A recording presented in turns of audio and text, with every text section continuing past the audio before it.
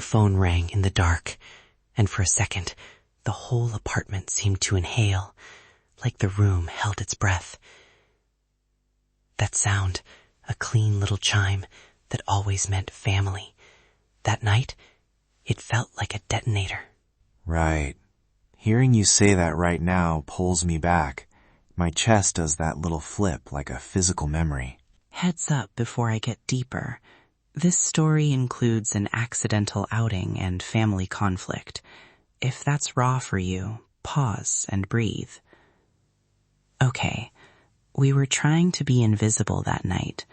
I'd learned routines, texts on silent, private profiles, a choreography of small lies that felt safer than the truth. But safety is fragile. It only takes one tiny thing to break the spell. Wait, did it show caller ID? Yeah, it did. My heart dropped like a stone. The phone felt heavy, like something dangerous in my hand. The kitchen light was that cold yellow, and my fingers fumbled because I'd practiced hiding for so long. I remember you going quiet. You had that look, like someone trying to decide whether to save themselves or us. I almost did what I'd always done. Hit mute, delete the call, make it disappear. But then I saw you watching me, this small, unavoidable way you were waiting, and I froze. The call dropped, and the silence that followed felt louder than any ringtone. When you told me later, I'll be honest, I felt a tangle, relief that it ended, and also a sharp worry. I felt betrayed, but not in the way people think. It wasn't, you hid me. It was fear had become a third person in our room. I get that. And I want to say straight away, I didn't hide because I loved you less. I hid because I feared losing my family, and for years I negotiated myself into smaller versions so they could keep the story they wanted. But honestly, why didn't you tell me sooner? Because I thought telling would cost me everything. I thought my parents' image of me would collapse, and with it, all the safety I'd been given. I panicked. In that moment, I panicked, and I hear you, and I want to be clear. I get why safety led you to make decisions alone, but part of me was angry, because hiding big choices isolates both of us. We needed to decide safety together. You're right. I'm sorry. That was my mistake. Right after the call, I sat on the kitchen floor, cold tile, the blue mug left over from dinner, and I realized hiding felt worse than any confrontation. I stood up, walked over to you, and said, I have to tell you everything. It came out terrible and breathless, but it was the first honest thing I'd offered in a long time. That moment mattered. Instead of shutting down, I asked questions. I said what I felt. It wasn't perfect. I said, I want the truth even when it hurts.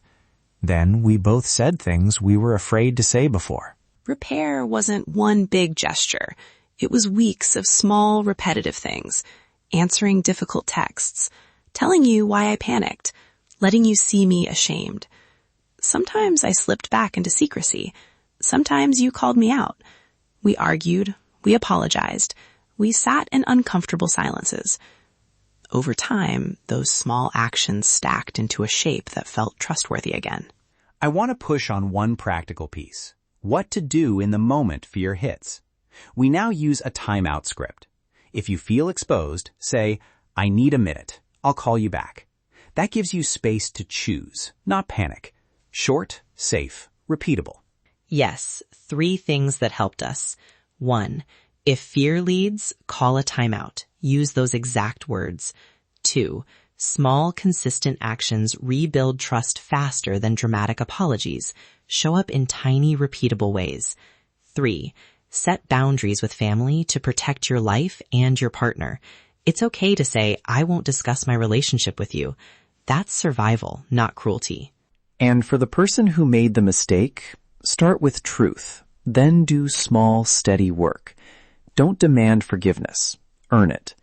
And for the person who was hurt, it's okay to set boundaries and ask for proof of change. Both are valid.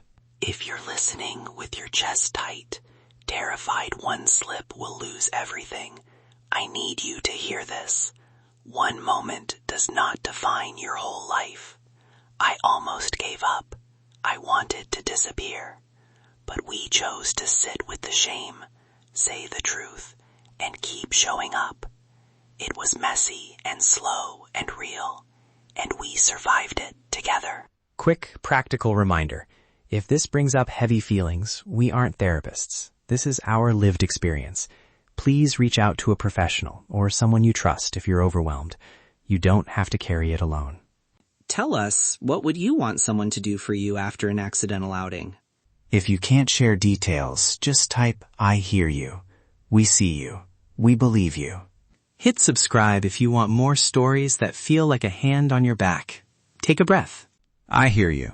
You are not alone. We're Samnang and James. This is SNJ Pride. You're not alone.